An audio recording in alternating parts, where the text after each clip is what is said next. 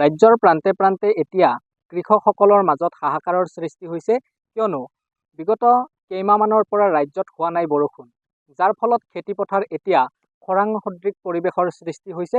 ৰাজ্যৰ ভিন্ন প্ৰান্তৰ সমান্তৰালভাৱে বজালিৰো বিভিন্ন খেতিপথাৰসমূহত মেলিছে চিৰাল ফাট। এই চিৰাল ফাটক লৈয়ে ৰাজ্যৰ বিভিন্ন প্ৰান্তত ভেকুলী বিয়া আদিকে কৰি বিভিন্ন ধৰণৰ ৰাইজে পন্থা অৱলম্বন কৰিছে। দৃশ্য দেখুৱাইছে কেমেৰা পাৰ্চনে। এই মুহূৰ্তত মই উপস্থিত আছোঁ বজালিৰ শিঙিমাৰী কট্ৰাতল অঞ্চলত, আৰু ইয়াতো বিগত কেইমাহমানৰ পৰা বৰষুণ নোহোৱাৰ কাৰণে খেতিয়কসকলে খেতি কৰিব পৰা নাই, যাৰ ফলত এতিয়া উপায়হীন হৈ পৰিছে। যি বজালি জিলাৰ লাওগাঁৱত অৱস্থিত যিখন চুইচ গেট আছে, সেই চুইচ গেটৰ পৰা কোনো ধৰণৰ পানী লাভ কৰা নাই বুলি অভিযোগ উত্থাপন কৰি আহিছে স্থানীয় কৃষক ৰাইজে। মোৰ লগত এগৰাকী কৃষক আছে, তেখেতৰ পৰা জানিব বিচাৰিছোঁ। খুৰা, কি ক'ব, আপোনালোকে খেতি কৰিব পৰা নাই? এতিয়া পানীয়ে নাই, এতিয়া শাওণ মাহ পৰিলে, এতিয়া পানীয়ে নাই, কি কৰিম এতিয়া? এই ডংটো দিছে, ডঙত পানী আনে যে এমাহ বান্ধিলে পানীয়ে নাহে। এতিয়া কি কৰিম আমি খেতিয়ক? এতিয়া উপায় নাই হোৱা হৈছে, আৰু কি কৰিম এতিয়া? পানী আগতে পাইছিলে না? আগতে আছিলে, এইবাৰ পানীয়ে নাই। এমাহ হ'ল বন্ধা লাওগো গেটত, কিন্তু পানীয়ে নাই আজিলৈকে। পানীয়ে নাই, কি কৰিম? কোনোবা বিভাগীয় কৰ্তৃপক্ষ আহিছিলে? নাই নাই, ইয়ালৈ অহা নাই, কোনো অহা নাই। আমাৰ গাঁৱৰ মানুহ গৈছে তাত, ইয়াত নাই পানী। এতিয়া কি কৰিব? কি কৰিম? উপায় নাই। শাওনে মোৰ আজি 10 বিঘা মাটি হ'ল, চেৰেং ভাত মেলিছে, কি কৰিম? কি খাম এতিয়া? কি কৰিম এতিয়া? উপায় নাই। এতিয়া কি কৰা যায়? ভগৱানে পানী নিদিয়ে। আকৌ ভেটি লৈ বেয়া পাতিলো, তাতো পানী নাই, পানী নাইকিয়া হৈ গ'ল। এতিয়া যি আপোনালোকৰ চুইচ গেটৰ পৰা যিটো পানী লাভ কৰিব লাগিছিল, এই পানীটো এতিয়া আপোনালোকে ইয়াত লাভ কৰা নাই। বিভাগীয় কৰ্তৃপক্ষৰ লগত কিবা যোগাযোগ কৰিছে? যোগাযোগ হৈছে, সিহঁতে আহে, তাত যায়, আকৌ ঘূৰি যায়, আৰু নাই, পানী নাই, কি কৰিব আৰু?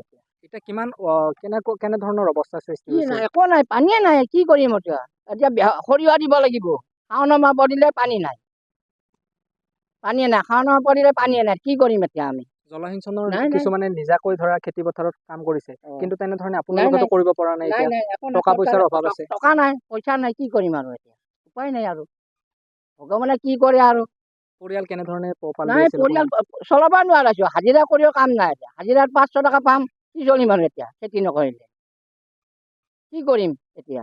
উপায় নাইকিয়া হ'ল। এতিয়া কিমান বিঘা মান খেতি পথাৰত কৃষকে খেতি কৰি আছে? ইয়াত বহুত খেতি, মোটামুটি 100 বিঘা 200 বিঘা মান হ'ব। একদম ফাট মাৰিছে, শুকান বাইছে, উপায় নাই। ট্ৰেক্টৰ মাৰি আছে, শুকাই, উপায় নাই, কি কৰিব? ধন্যবাদ জ্ঞাপন কৰিছোঁ। এনেধৰণে কৃষকসকলে ক্ষোভ গুজৰা পৰিলক্ষিত হৈছে। ৰাজ্যৰ বিভিন্ন প্ৰান্তৰ সমান্তৰালভাৱে বজালিৰো বিভিন্ন প্ৰান্তৰ যিসমূহ খেতিপথাৰ আছে, এই খেতিপথাৰত এতিয়া মেলিছে চিৰাল ফাট, যাক লৈ আচলতে ক্ষোভিত হৈ পৰিছে।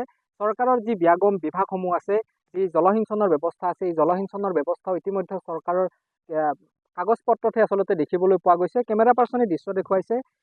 জলসিঞ্চনৰ যি ব্যৱস্থা, এই নলাসমূহৰ জৰিয়তে যি পানী আহিব লাগিছিল, কিন্তু এতিয়াও এই নলাসমূহত কোনো ধৰণৰ পানী ব্যৱস্থা নাই। কিন্তু ইয়াত পানীৰ পৰিৱৰ্তে বিভিন্ন ধৰণৰ ঘাঁহ বনেৰে ইয়াত আৱৰি ধৰিছে, যি আচলতে এয়া এক দুৰ্ভাগ্যজনক দৃশ্য দেখুৱাবলৈ সক্ষম হৈছোঁ। মুখ্যমন্ত্ৰীগৰাকীক আহ্বান জনাইছোঁ, আপোনালোকৰ কাগজে পত্ৰই থকা যিসমূহ বিভাগ আছে, এই বিভাগসমূহে যাতে সুচাৰুৰূপে কামসমূহ পৰিচালনা কৰে, আৰু যিসকল কৃষকৰ দুৰাৱস্থা আছে, এই দুৰাৱস্থাসমূহ আপোনালোকে প্ৰত্যক্ষ কৰক। আৰু ৰাজ্যৰ যিসমূহ খেতিয়ক ৰাইজ আছে, খেতিয়কসকলে যি দুবেলা দুমুঠি নিজৰ খেতি পথাৰত কাম কৰি আচলতে যি পৰিয়াল পোহপাল দি আছিল, এতিয়াও যেন তেখেতসকলৰ ঘোৰ অমানিশা নমা পৰিলক্ষিত হৈছে।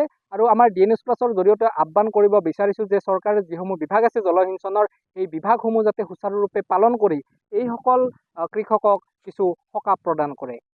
যিকোনো খবৰৰ বাবে যোগাযোগ কৰক 7099017330 লগতে 7099017110 নম্বৰত।